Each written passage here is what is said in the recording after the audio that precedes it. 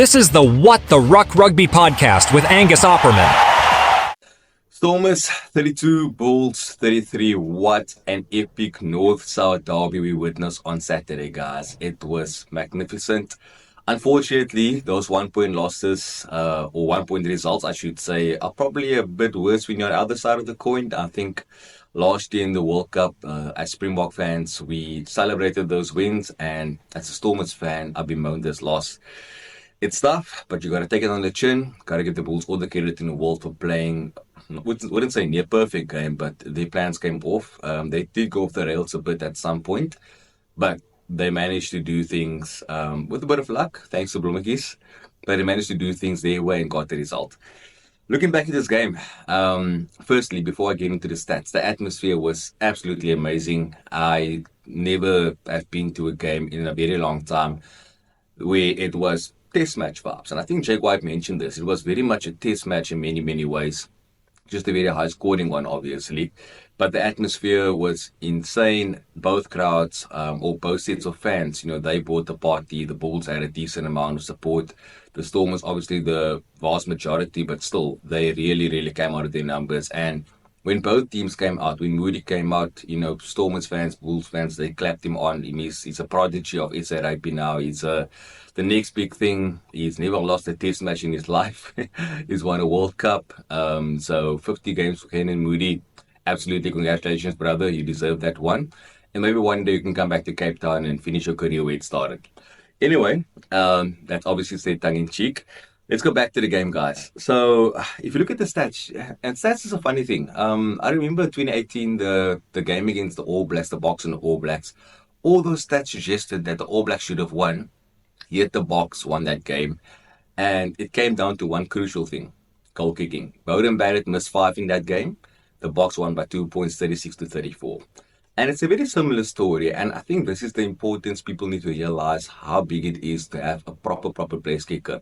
The Stormers had their problems there for years now. They managed to get away with it a couple of times, but there are times like these games where it actually will come back to bite you in the behind. So, yeah, both teams, they missed a couple. David Kriel missed 3 conversions. Yuri Mathieu missed a conversion, or 2 conversions and a penalty.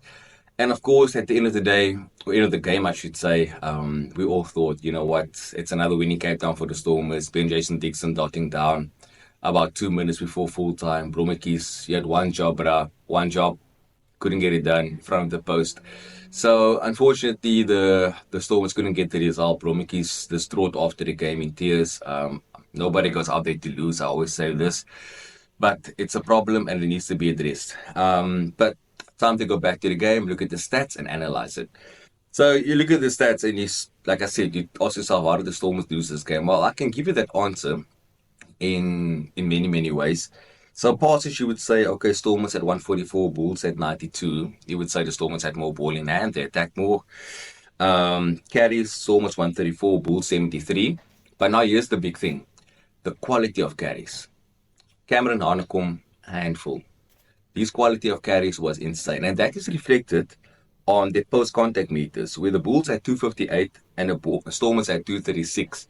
So you can carry all you want, but if you carry for a half a meter or a meter, as opposed to 2-3 meters per carry, that's the difference. You're going to get your guys caught offside because someone is just going forward. Your defensive line retreats the whole time, and sometimes there will be a guy that's either too slow or steps out of line. And that's going to happen. That you get penalties against you. And that's the other count I want to look at as well. The penalty count was, I'm looking at the goal kicking now. Sorry, guys. But the penalties, they were in favor of the Bulls. And that just shows that they kicked 3 and the Stormers kicked 1. Yuri could have gotten another one, like I mentioned. And then, of course, try count, Stormers scored 5, Bulls scored 4.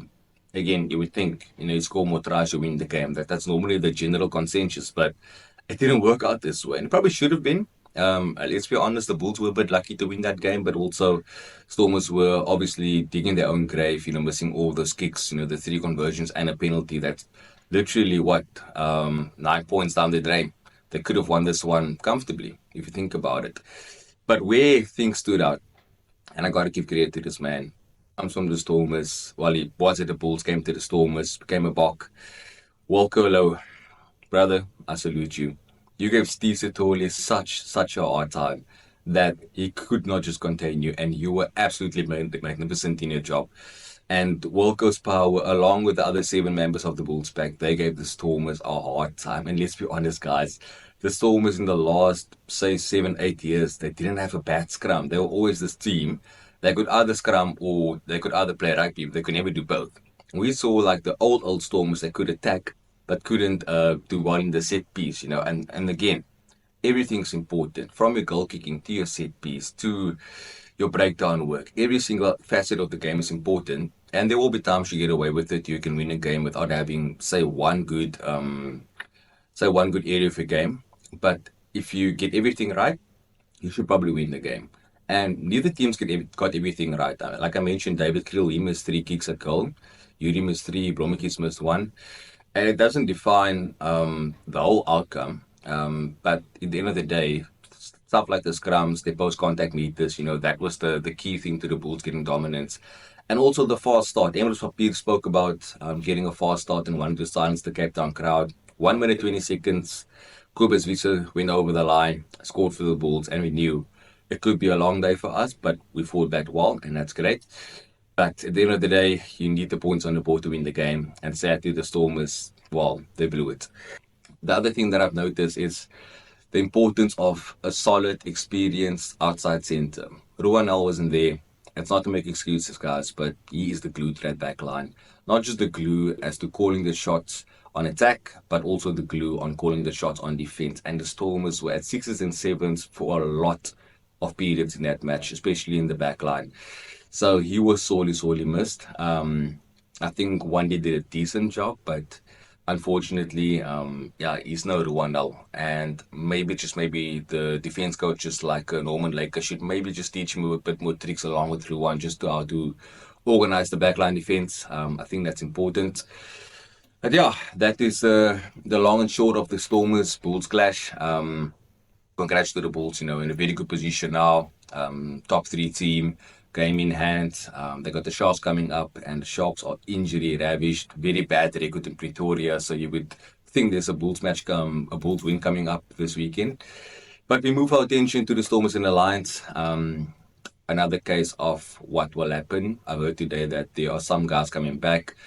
Oliver Marcus is back training, so it's a good sign for the Stormers, especially with the injuries up front. Stormers haven't lost to the Lions in the URC since that first game again at the HL Stadium. It's been 6 on the bounce now. A couple of close ones, a couple of blowouts. When I say blowouts, I mean like 10, 15, 20 points. But the Lions, they on their day can give you a hard time. I believe that the Stormers will need to pull out all the punches. They really are in playoff mode now to make even a top 8 spot. And again, even though the Stormers are 10th, that top 10 is so congested. 1 or 2 results that goes astray or goes someone's way and doesn't go the other team's way can easily take you from 10th to like 5th. And that's no joke. It's actually the fact, So, Lions have made some good signings this week. Ingo van Wyk, Franco Horn, they're all recommitted to the team. I'm happy that they could actually keep a team together for a change, because we've seen them being almost like a feeder system for the Sharks and other teams in South Africa. So that's a very positive sign that they could keep that talent. But as looking ahead to this game, I do think Stormers can win this one. I've no quibbles that they can do the job. This result doesn't define the team. I mean, they could have won it, and they probably should have won it with that last kick. Unfortunately, it just didn't go that way. And I think if they won that game, we would have had a whole different conversation now. We would have praised them for their fighting resilience, considering injuries and all that stuff. But it's one small thing that can change the whole conversation when it comes to a post-match review. The Lions, on the other hand, they come off a bye week, so they'll be fresh. But will they be sharp is another question. That thing of ring rust. It's a funny thing. If you haven't done something in a while, you probably will maybe get a bit tired getting out of the blocks. But if they find all cylinders since minute 1, then the Stormers might have a hard time in Johannesburg. We can look forward to this match. Obviously, there's no teams out, but we can look forward to maybe a similar selection that the Stormers had. I'm not too sure about the Lions, what their situation is. But yeah, it should be a good one at Ellis Park this weekend. Stormers, obviously, they are still in contention, but it's going to be a long, hard road. in order to, get to the top 8. And even if they do get there, question is, will they be able to win away from home come playoff time? I highly doubt it. I wish they changed their fortunes around. Hopefully by then there's a couple of guys back. I think they mentioned, I think Marnie and a few other guys will be back by the Scarlets game. Marnie, Devin Willemse, Sasha. So that's the big guys, coming back before the Scarlets game. And then Stormers got like 4 games towards the back end of the competition. And it's, I want to say easy teams and disrespect them because the Oxford beat us last season. So you can say to yourself, listen, that's a good 16 to 20 points you can bank on. But I think the positive for the Stormers is they got 2 points out of this match. You could have easily walked away with nothing with a loss. 2 points is basically a draw in essence, but it could have been 5 and it could have been in a better position now. But in any case, guys, enjoy the RC this weekend. Obviously, there's still some Super Rugby coming up, start of that competition as well. We got Six Nations. Well, Six Nations is off this weekend, luckily. But we had a good Six Nations this past weekend. But yeah, we're looking forward to the SA teams playing. And hopefully my Stormers can pull it through against the Lions. And the Sharks and the Bulls can put up another epic at Loftus. Anyway, guys, have a good one. Keep well. Cheers. This is the What the Ruck Rugby podcast with Angus Opperman.